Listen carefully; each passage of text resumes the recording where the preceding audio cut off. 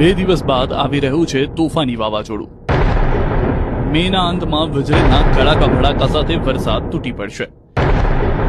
150 કિલોમીટરની ઝડપે ફૂંકાશે પવન. અંબાલાલ પટેલ અને પરેશ ગોસ્વામીની આગાહી. ચોમાસાની શરૂઆત પહેલા ગુજરાત પર હવે માવઠા બાદ વાવાઝોડાનો ખતરો મંડરાઈ રહ્યો છે. ગુજરાતીઓ સાવધાન થઈ જજો, ઘાતક વાવાઝોડું ત્રાટકવાનું કાઉન્ટડાઉન શરૂ થઈ ગયું છે. 2 દિવસ બાદ ગુજરાત પર વાવાઝોડાનું સંકટ ઊભું થશે. એક નહીં પરંતુ બે આગાહીકારોએ વાવાઝોડાને લઈને ખેડૂતોને ચેતવ્યા છે.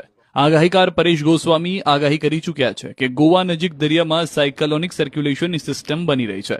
સિસ્ટમ આવતા દિવસોમાં સ્ટ્રોંગ બને તેવી શક્યતા છે, જેથી મેના અંતમાં ગુજરાતભરમાં પડશે ભારે વરસાદ.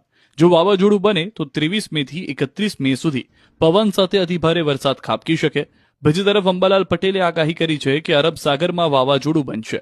100 થી 150 કિલોમીટરથી વધુની ઝડપથી ફૂંકાશે પવન.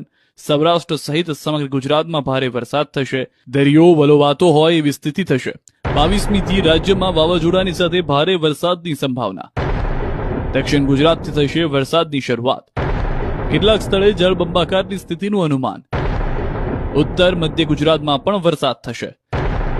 24 મેથી પવનની 100 થી 150 કિલોમીટરની ઝડપે ફૂંકાશે પવન.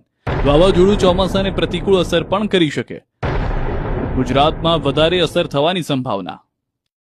કદાચ એ સિસ્ટમ છે વાવાઝોડા સુધી ન પહોંચે તો ડીપ ડિપ્રેશન અથવા તો ડિપ્રેશનના સ્વરૂપમાં આવે તો પણ ગુજરાતની અંદર 23-24 તારીખથી લઈ અને 31 મે સુધીની અંદર અનેક જગ્યાએ વરસાદ પડે તેવી શક્યતાઓ છે.